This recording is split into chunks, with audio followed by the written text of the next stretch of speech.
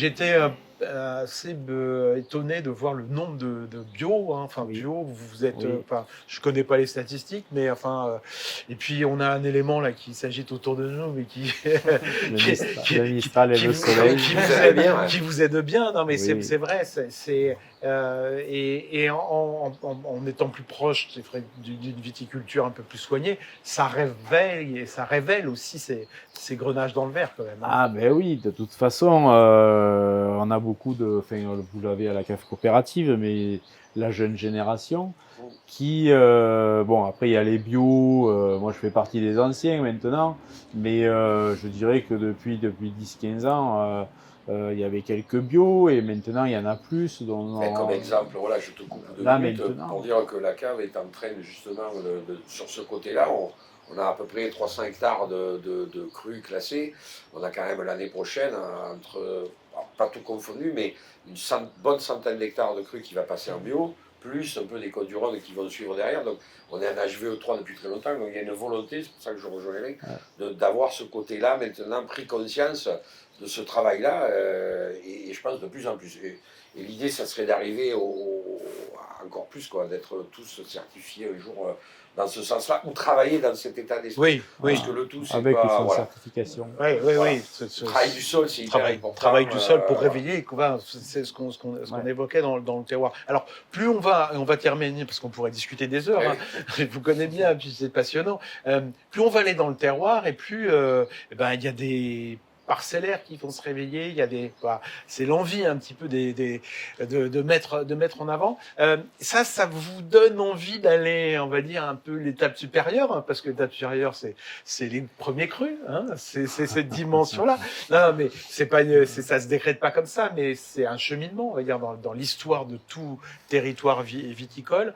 Comment ça, je pense que c'est quand même quelque chose qui est bien ancré, cette envie de réveiller et de révéler le parcellaire sur Rasteau. Alors évidemment, de toute façon, il y a cette tradition des Côtes-du-Rhône où il y a l'assemblage de cépages, mais il y a aussi l'assemblage de terroirs. Enfin, tu sais, il n'y a pas qu'Arasto, Kéran, Gigondas, la Quérage, Châteauneuf, c'est comme ça. Maintenant, à partir du moment où on fait du vin, qu'on est dans ses vignes, qu'on a une belle parcelle, on a envie de l'isoler. Au début, on ne sait pas. Et puis après, on met ça en bouteille, et puis on montre ça, et ça plaît, et on voit l'originalité et vraiment la typicité du terroir.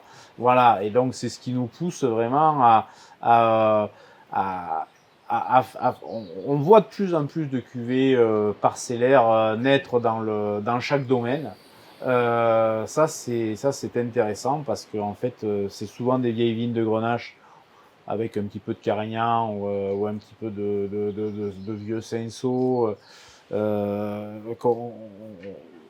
qui sont assemblés en même temps, et aussi ça apporte un petit peu un travail d'élevage sur ces vins. Alors que ce soit des foudres, des œufs béton, des amphores, voilà, tout ça, ça éveille un travail, comme tu disais, en Bourgogne de premier cru, ou voilà, donc bon, bien sûr, on n'en est pas là, mais pour moi, il y a une hiérarchie dans les terroirs, donc qui va monter en puissance. Qui va monter en puissance, évidemment, parce qu'il y a de la personnalité, parce que ça permet d'étoffer sa gamme aussi, si on regarde sur un plan aussi commercial. Voilà, puis après... je pense qu'on rejoint la cuisine aussi. Carrément. Donc le fait de faire les assemblages avec des terroirs différents, à mon avis, on creuse encore plus loin le côté performance pour arriver à un produit qui révèle vraiment des choses étonnantes, quoi. Et là-dessus, je te rejoins à 200%. Et Cyril, vous imaginez un jour la carte des vins où Rasteau, c'est plus le domaine, mais c'est par secteur. Justement, les cuvées, vous les classeriez par grande entité de secteur. On peut y arriver. Bon, déjà, c'est vrai que quand on sert un Rasteau au restaurant, on essaye d'expliquer aussi un peu la philosophie du vigneron, les terroirs différents, parce que effectivement, la fraîcheur, ça peut venir de l'altitude, ça peut venir aussi donc des marnes. Donc, on essaye d'expliquer aussi un peu aux clients le tenant, les aboutissants, pourquoi en fait on a cette fraîcheur dans ces vins. Et c'est vrai on les classe aussi un petit peu nous comme ça en différentes familles pour faire les accords mets et vins et puis pour s'adapter aussi au palais des clients. Voilà. Des clients. Parce que chaque palais est différent. Enfin, c'est ça que Ça fait depuis très longtemps dans la partie domaine, comme le font depuis très longtemps. Nous, on ne faisait pas en cave-cop, c'était plutôt un style. À l'assemblage, la COP, voilà, c'était l'assemblage. On grandit dans l'esprit de tout le monde en disant, mais oui, avec le parcellaire qu'on a, vu que la quantité est grande, on oui, peut parce se que permettre, là, on a une bouteille sur la table, là, donc, qui vient à Rognac, qui vient à la cave. Et c'est marqué quand même, en gros, marbre bleu, vous mentionnez. typique, Donc c'est voilà. typiquement. Sélection de parcelles. Voilà, vous travaillez en sélection de parcelles. La cuverie, je la connais, elle a été repensée aussi pour ça. C'est plus la grosse cuverie qu'on. Non, évidemment, on s'adapte aussi, nous aussi, pour arriver à faire justement des produits de qualité. Et c'est tout, voilà. C'est tout. Je pense que même l'onologue, il va se faire plaisir là, parce que le potentiel est grand. Donc voilà, il a de quoi s'éclater pour l'avenir, quoi. Bon. Un dernier mot, on termine sur ça. C'est les millésimes. On l'a dit. On est en 2023, fin de printemps 2023. C'est pas une année très chaude, heureusement.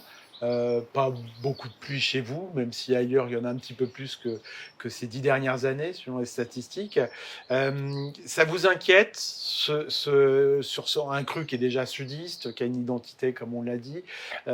C'est très inquiétant quand on est au quotidien dans ces vignes, où on se dit on va s'adapter, on va trouver les bons porte-greffes, peut-être l'irrigation. Je ne suis pas fan, on ne va pas développer le débat de l'irrigation, mais comment on ressent ces dernières années un petit peu en fait, elle est très dure climatiquement. Il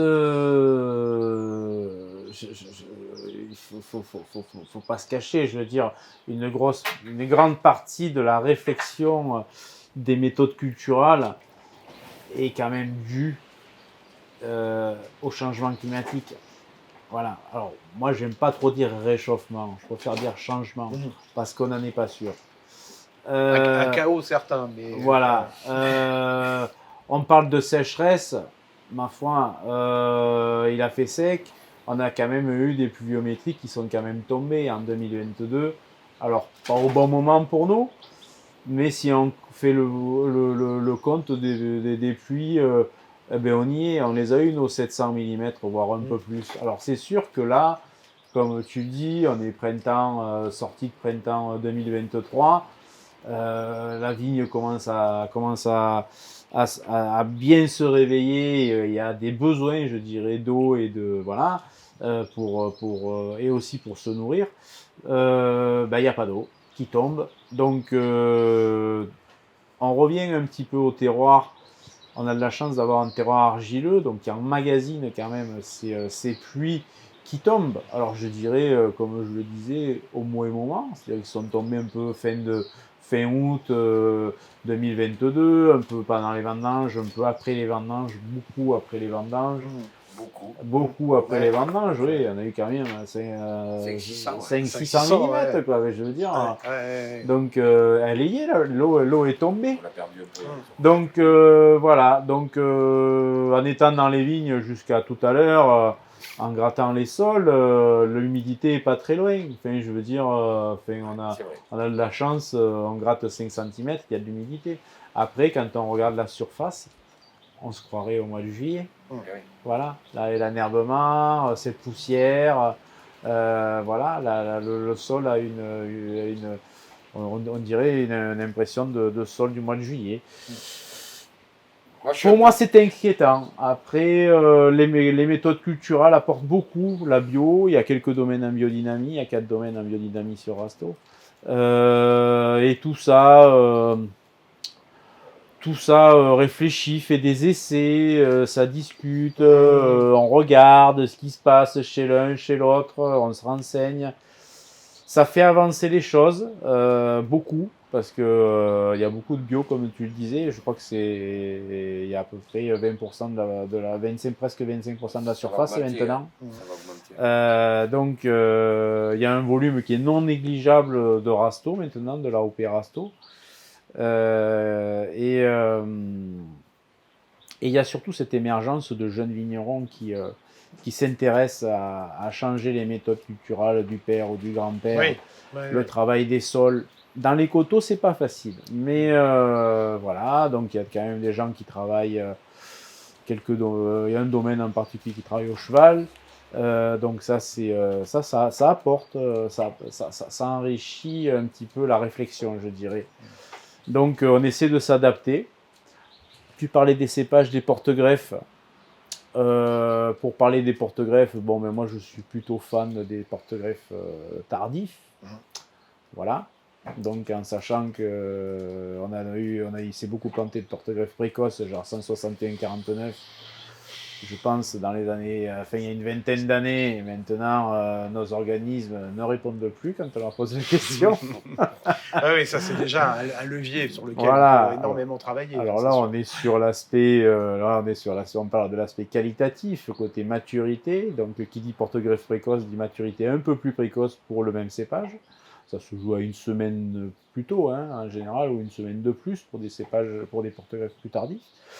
Et pour la réflexion des cépages, donc évidemment, toujours ces vins concentrés, même sur des Carignans, des vieux Cinsault qui font 30 hectos, 25 hectolitres hectares, voire moins.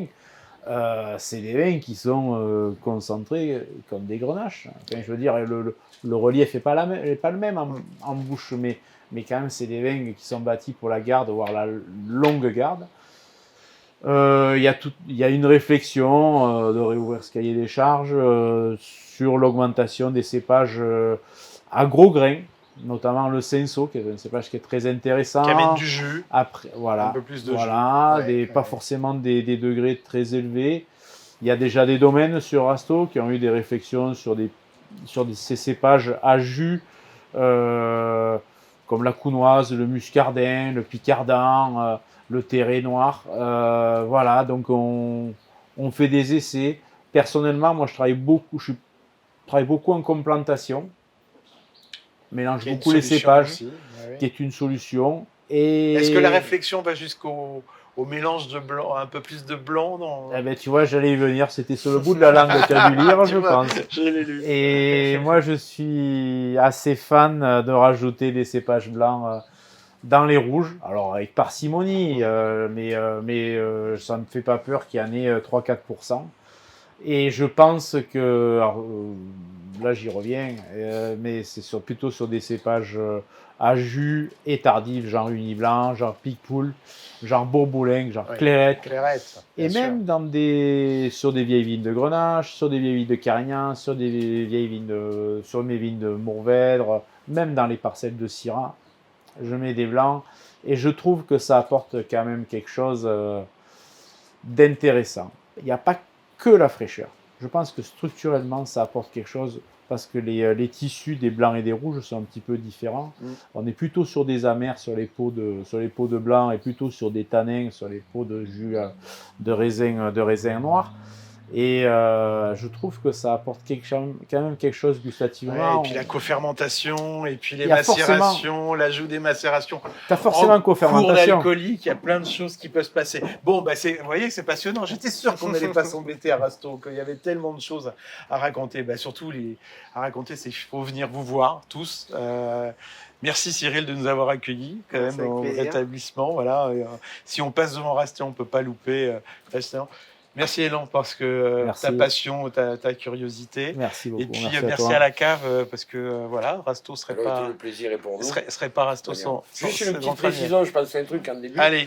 Juste pour le nom, pour ceux qui veulent éclairer, Rasteau, ça vient du mot parce qu'il y avait beaucoup de combes et que ça dessinait un râteau. Juste pour l'anecdote, quoi. Est-ce que Georges Truc valide l'origine du nom? Voilà. Merci encore. Merci à vous.